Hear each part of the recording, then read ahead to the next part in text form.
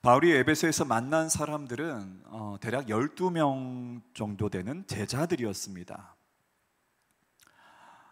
영어 원문으로 보면 some disciples라고 나오게 됩니다. 그런데 이제 예수님의 제자들을 지칭하는 단어들은 보통 영어에서 the disciples라고 나옵니다. 그래서 이들은 제자들이기는 한데 누구의 제자인지가 분명하게 기록되어 있지 않습니다. 그래서 바울의 눈에는 지금 이들에게 무언가 중요한 것이 빠져 있는 것처럼 보였습니다. 그래서 바울은 오늘 본문 말씀과 같이 아주 핵심적인 질문을 던지게 됩니다. 너희가 믿을 때에 성령을 받았느냐? 이 질문에 그들은 이렇게 대답합니다. 아닙니다. 우리는 성령이 있다는 것조차 듣지 못했습니다 라고 대답합니다. 여러분, 이 질문은 오늘날 우리에게도 매우 중요합니다. 왜 성령을 받았다는 사실이 중요할까요? 간단합니다.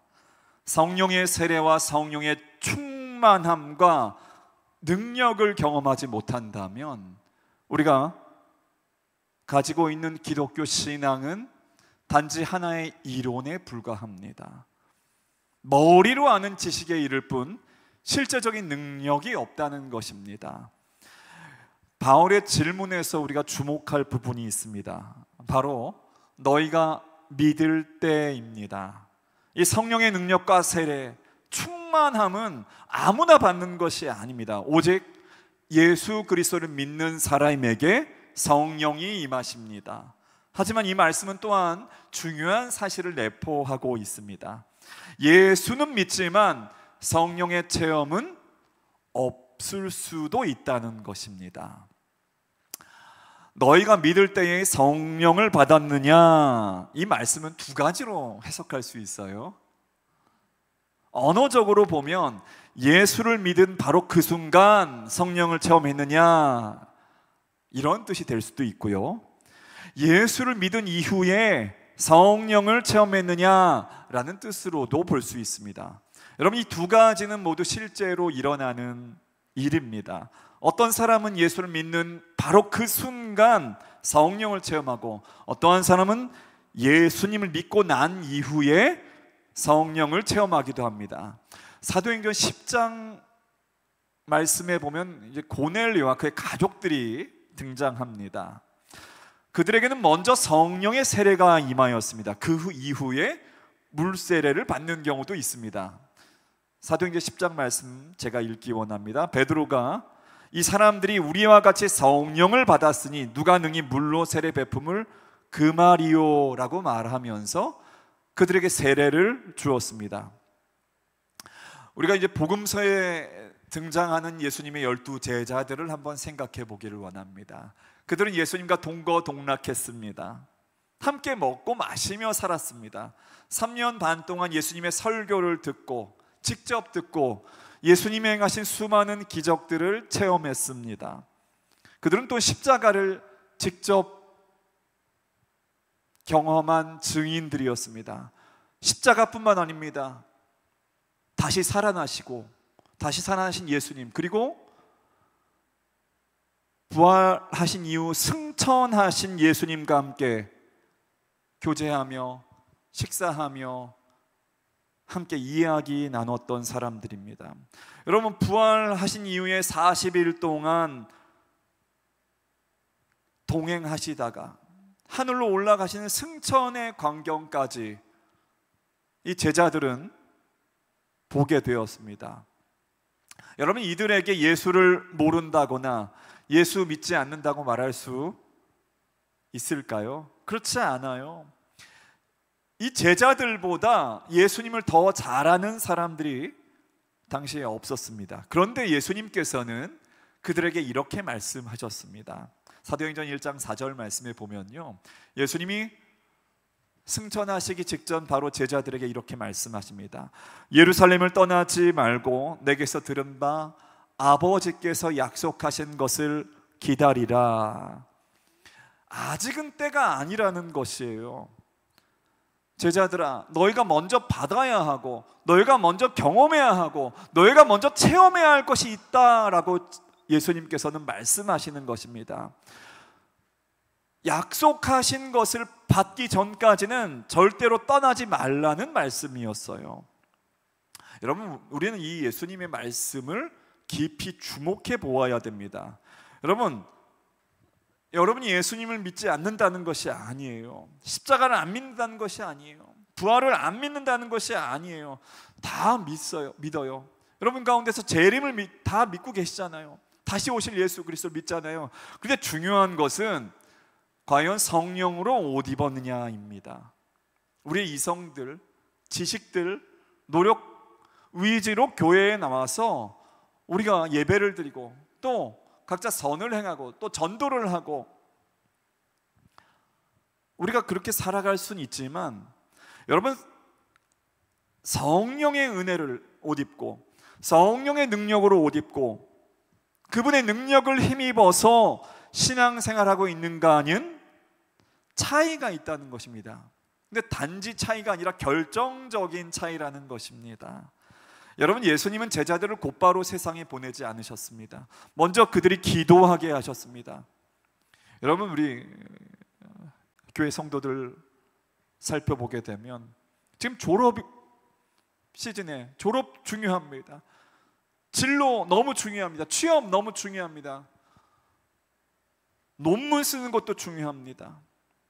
또 목회자인 저의 입장에서는 교회가 성장하는 것이 너무 중요합니다. 그런데 그것은 그 다음 문제라는 것입니다. 가장 먼저 해야 할 것은 성령의 충만함을 받는다는 것입니다. 성령을 체험해야 된다는 것입니다. 능력을 받아야 된다는 것입니다. 그래야 기도하든 찬양을 하든 전도를 하든 선행을 하든 힘있고 능력 있게 할 수 있다는 것입니다.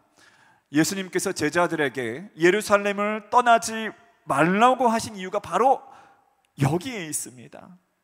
그리고 그들이 예루살렘에 머물며 기도할 때 성령이 그들에게 임하셨던 것입니다. 여러분에게도 오늘 이와 같은 특별한 축복과 은혜가 있기를 예수님의 이름으로 축복합니다. 여러분, 예수님을 믿는 것 자체가 성령의 역사입니다.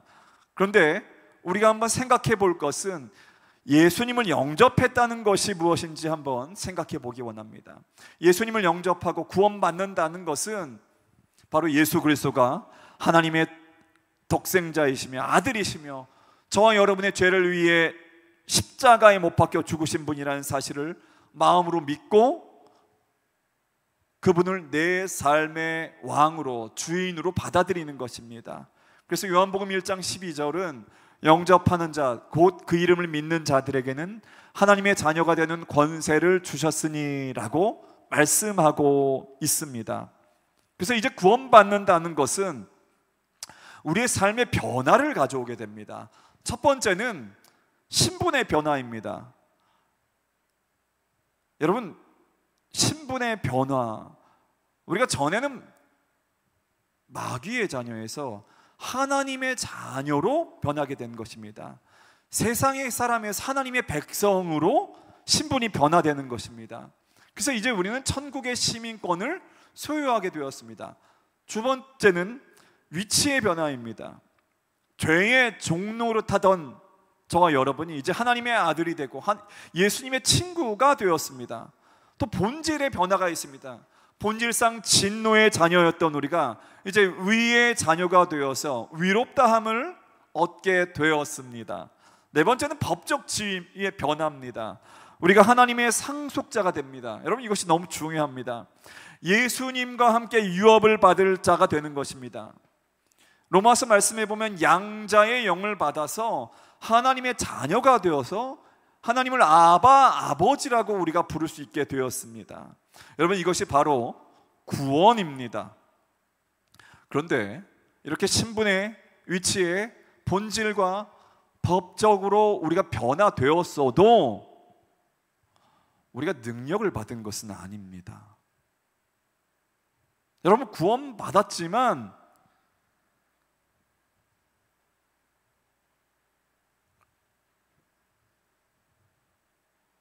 구원받은 자로서 하나님의 능력이 나타나는 경우가 없을 수 있다는 것입니다. 그래서 우리에게는 성령의 인치심이 필요합니다. 오늘 본문 말씀 보면요, 바울이 너희가 믿을 때에 성령을 체험했느냐, 성령을 받았느냐 묻는 이유가 여기에 있습니다. 여러분, 성령이 우리에게 임하실 때 사도행전 1장 8절 말씀처럼 능력이 함께 임하기 때문입니다. 여러분, 예수님께서 예수를 믿으면 능력을 받고라고 말씀하지 않으셨습니다. 오직 성령이 너희에게 임하시면 너희가 권능을 받고 예루살렘과 온 유대와 사마리아와 땅끝까지 이르러 내 증인이 되리라고 말씀하셨습니다. 여러분, 이제 구원받은 사람은 성령의 능력이, 권능이 임할 수 있는 모든 가능성을 가진 사람입니다. 이제 성령의 능력과 기름 부음만 임하면 그 능력이 폭발적으로 터져 나오게 되는 것이에요. 이제 예수님의 제자들이 성령의 충만함을 받고서 그들의 삶이 180도 달라지게 되었습니다. 그들은 기도하던 그 자리, 바로 예루살렘 그 자리에 머물 수가 없었어요. 그들이 어떻게 되냐면 이제 뛰쳐나가게 됩니다. 성령 받은 사람은 과거의 모습 그대로 머물지 못해요. 무언가 깨지고 부서지고 폭발하는 경험을 하게 됩니다. 그 심령 안에서 요동치는 것이에요. 다이너마이트가 엄청난 폭발력을 갖고 있잖아요.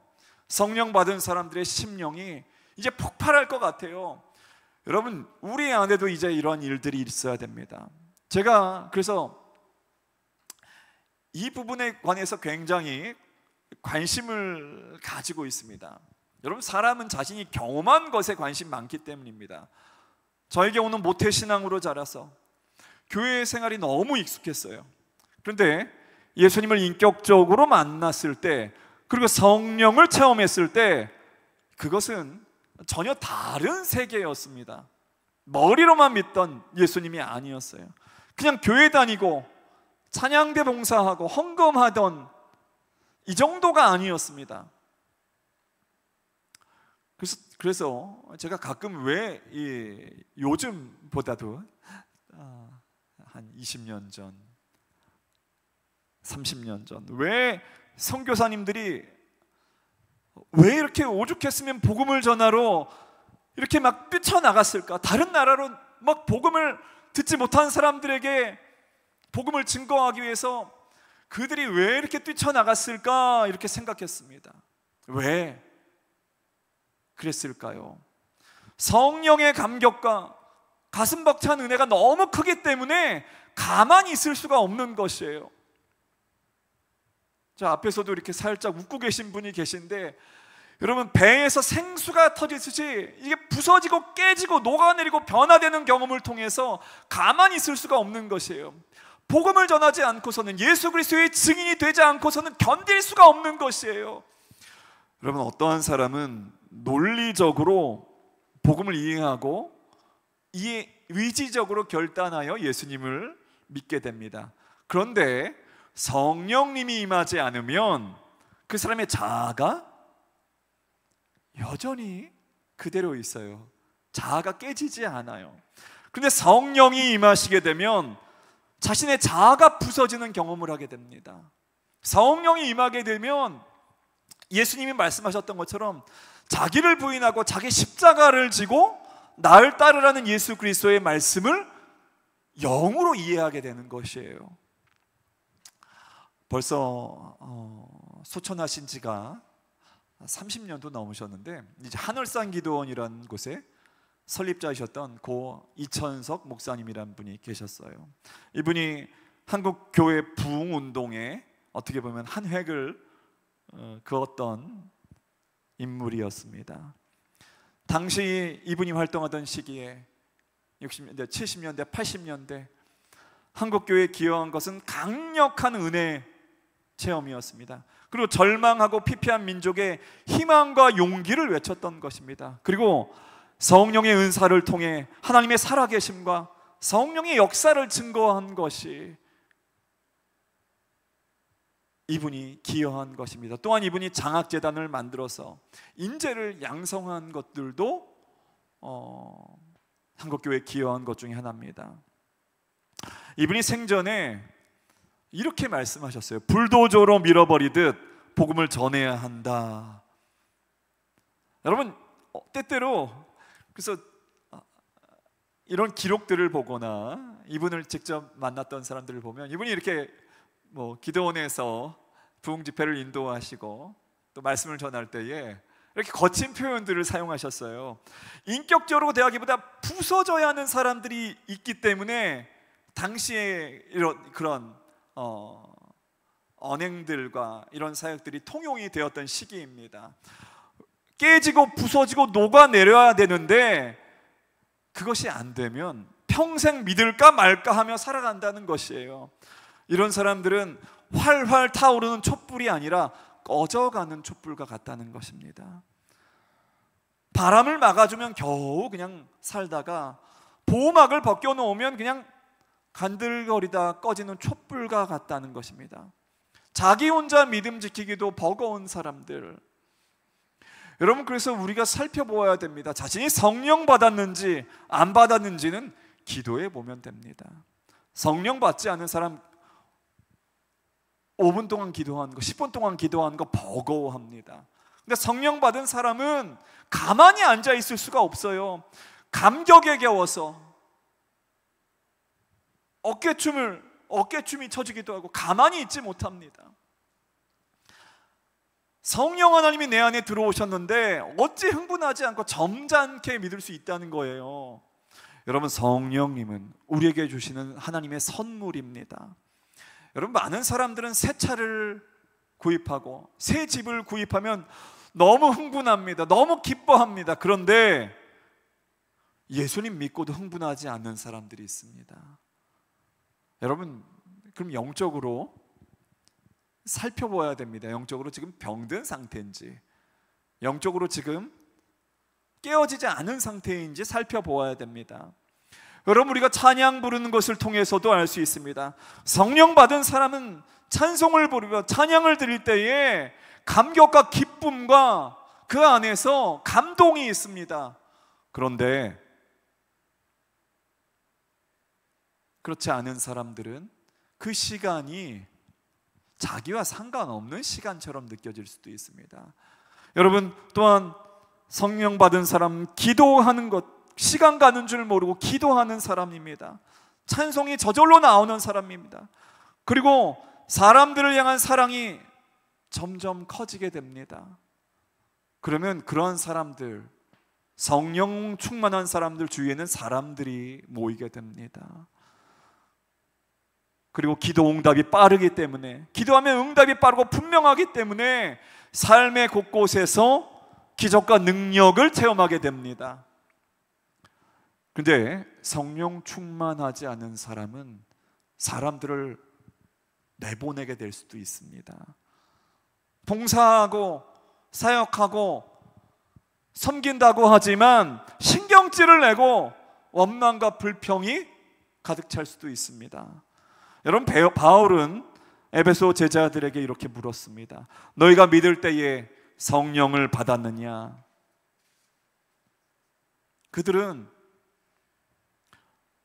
우리가 예수도 알고 세례요한도 알지만 당신이 말하는 성령은 들어본 적이 없습니다. 여러분, 전혀 몰랐다기보다 경험해보지 못했다는 뜻에 가깝다는 것입니다. 오늘날로 말하면 모든 것을 이성으로, 의지로, 지식으로만 판단한다는 것이에요. 이제 3절과 4절 말씀 제가 읽어보기 원합니다. 바울이 이르되 그러면 너희가 무슨 세례를 받았느냐? 대답하되 요한의 세례니라. 바울이 이르되 요한이 회개의 세례를 베풀며 백성에게 말하되 내 뒤에 오시는 이를 믿으라 하였으니 이는 곧 예수라 하거늘. 여러분, 세례 요한은 당시 이스라엘 백성에게 내 뒤에 오시는 분, 바로 그 예수 그리스도를 믿으라고 말씀하였습니다. 여러분, 에베소의 제자들은 오늘날로 말하면 예수님을 믿고 교회에 다니며 할 것은 다 했지만 정작 변화나 기적이나 능력을 체험하지 못했다는 것입니다. 성령 체험 이야기를 들으면 안 믿는 것은 아니지만 그렇다고 하고 믿는 것도 아닌 여러분 그 어중간한 상태라는 것이에요. 자기 혼자 믿음 생활하기도 버거운 비전도 확신도 없는 삶이었습니다. 그저 상식적이고 일상적인 신앙생활 하면서 그것이 정상이라고 여기고 다른 사람들도 그렇게 살도록, 다른 사람들도 그렇게 신앙생활 하도록 만들려고 합니다. 여러분, 그러한 성도들, 그러한 교회들은 정상적인 교회에서 벗어났다는 것입니다. 여러분, 사도행전에 나와 있는 교회, 바로 정상적인 교회의 모습입니다. 이제 바울의 말을 들은 에베소 제자들은 이런 세계가 있구나, 저런 경험이 있을 수 있구나 하면서 이제 마음이 움직이기 시작합니다. 그리고 사모하기 시작합니다. 5절 말씀입니다. 그들이 듣고 주 예수의 이름으로 세례를 받으니, 이제 그들은 바울의 말을 듣고서 예수님의 이름으로 불세례를, 성령의 임재와 인치심을 간절히 사모하게 됩니다. 여기서 우리가 중요한 사실을 발견합니다. 누구든지 예수 그리스도를 믿고 영접하면 그는 그 순간 그리스도인이 됩니다. 우리가 마음의 문을 열고 예수님을 영접할 때 성령이신 예수님이 우리 안에 들어와 우리의 주인이 되시고 우리의 죄를 사해 주십니다. 이 일은 지금도 전 세계 가운데서 계속 일어나는 일입니다. 우리 마음 문을 열고서 정말 그렇구나 깨닫고 사모할 때 성령의 역사가 시작되는 것입니다. 여러분, 교회를 얼마나 오래 다녔느냐는 중요하지 않습니다. 중요한 것은 믿을 때 성령을 경험했느냐, 성령의 옷을 입었느냐, 성령의 기름 부으심을 받았느냐입니다. 여러분에게 진리가 없다는 것이 아닙니다. 문제는 능력이 없다는 것입니다. 영적인 능력이 없다는 것입니다. 그러면 우리가 어떻게 전도할 수 있을까요? 전도지 나눠주고요, 그냥 학문으로요? 다른 기술로요? 아닙니다. 능력으로 전도하는 것입니다. 여러분, 능력으로 전도할 때 마귀가 물러가게 됩니다. 마귀를 제압할 수 있습니다. 이제 사도행전 19장 6절과 7절 말씀을 읽기 원합니다. 바울이 그들에게 안수하매 성령이 그들에게 임하심으로 방언도 하고 예언도 하니 모두 12사람쯤 되니라. 바울이 그들에게 안수하자 성령이 임했습니다. 그리고 그 능력이 방언과 예언으로 터져 나오게 됩니다. 여러분, 성령의 세례는 오순절처럼 갑자기 임할 수 있지만 사람마다 그 양식은 다를 수 있습니다. 그런데 중요한 것은 변화가 일어난다는 것입니다. 어떠한 사람은 그렇게 좋아하던 담배, 술, 세상의 재미들이 갑자기 재미가 없어집니다. 대신에 사람의 영혼에 관심을 가지게 됩니다. 성령이 임하게 되면 성령의 눈으로 세상을 보게 됩니다. 이전에는 불쌍하게 보이지 않았던 사람들이 불쌍하게 느껴집니다. 저는 이원하 목사님도 예시를 들었던, 저희가 강원도의 어떤 지역에서 개척을 하고 교회가 세워졌을 때 어떻게 보면 처음 성도였던 분의 이야기입니다.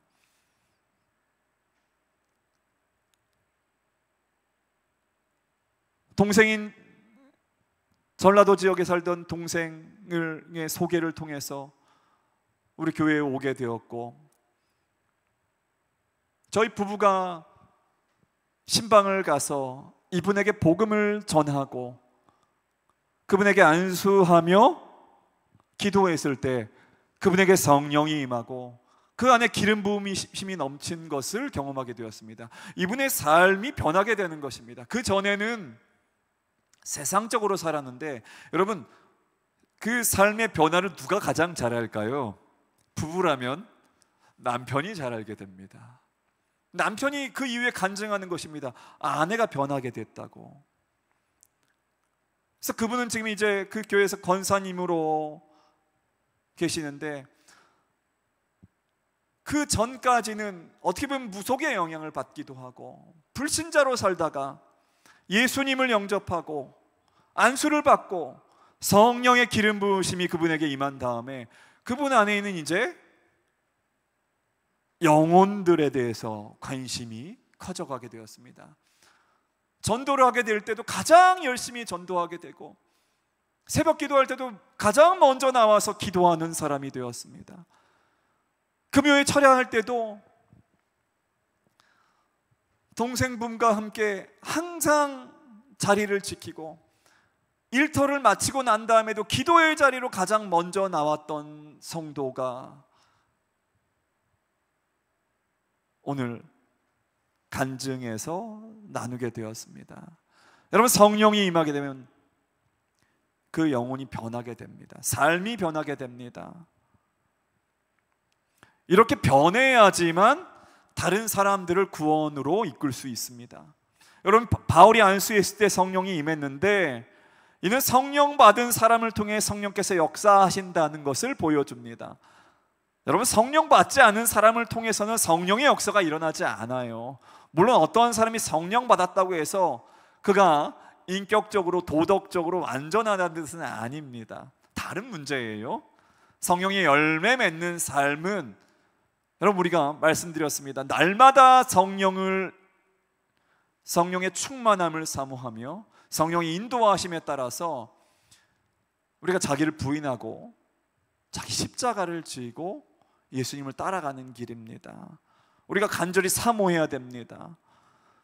때때로 성령 받은 사람 중에 인격적으로 부족하고 미성숙한 사람들이 있을 수 있습니다. 성령 받았다고 하는 사람들 때문에 오히려 다른 사람들이 시험에 드는 경우도 있습니다. 저 같은 목회자는 왜 성령 충만을 강조하는 교회들, 왜 성령 받았다는 목사님들이 왜 자꾸 헌금이나 물질적 축복만을 강조할까라는 그런 관점에서도 제가 보면서 고민했던 시간들이 있습니다. 그런 것만 강조하다 보니까 사람들이 갈등하고 시험에 들게 된다는 것입니다. 여러분, 어쨌든 성령의 역사는 성령 받은 사람을 통해서 일어나게 됩니다. 그래서 저는 여러분이 정말 믿음으로 하나님의 성령님을 만나시기를 이 시간 축복합니다. 하나님 만지실 때에 기적이 일어납니다. 능력이 나타납니다. 방언이 터지게 됩니다. 은사가 드러나게 됩니다. 그래서 예수 믿는 것과 성령 받는 것은 다르다고 말하는 것입니다. 동시에 올 수도 있고 차례차례 올 수도 있습니다. 여러분, 베드로를 보십시오. 오순절 이전과 이후가 달라졌습니다. 오순절 이전에는 내가 죽기까지 예수님을 따르겠습니다 라고 큰 소리 쳤지만 그는 십자가 앞에서 도망쳤어요. 3번이나 예수님을 부인하게 되었습니다. 그런데 오순절 성령 강림 이후에 베드로의 삶은 완전히 달라졌습니다. 베드로는 주님이 없어도, 누가 보지 않아도 영광스러운 삶을 살아가게 되었습니다. 감옥에 들어가도 두려워하지 않았습니다. 여러분 어떻습니까? 여러분에게 이와 같은 놀라운 성령의 임재가 경험되시기를 예수님의 이름으로 축복합니다. 이제 말씀 마무리하기 원합니다.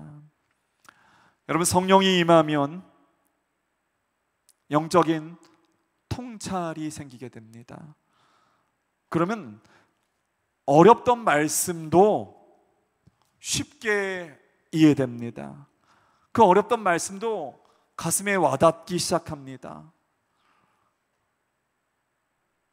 따로 해석이 필요 없을 만큼 쉬워지게 됩니다. 그리고 성경의 구절들이 하나로 연결되어지는 것을 경험하게 됩니다. 그리고 여러분, 성령의 충만함을 경험하게 되면 앞으로 일어날 일들이 미리 느껴지기도 합니다.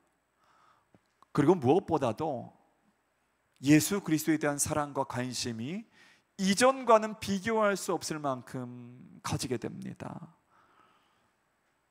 예전에는 사람들이 욕하고 비판하는 것, 이런 것에 신경을 많이 썼다면 이제 성령을 체험하고 나서는 마음이 부드러워집니다. 이제 누가 뭐라고 해도 이제 신경 쓰지 않아요. 별로 신경 쓰지 않습니다. 너그러워지기 시작합니다. 아량을 베풀기 시작합니다. 친절해지기 시작합니다. 온유해지기 시작합니다. 오래 참기 시작하게 됩니다. 여러분, 그래서 오늘 이 시간 우리가 함께 기도할 때에 짧게 이러한 축복이 임하도록 이 시간 간절히 기도함으로 나아가도록 하겠습니다. 함께 기도하겠습니다.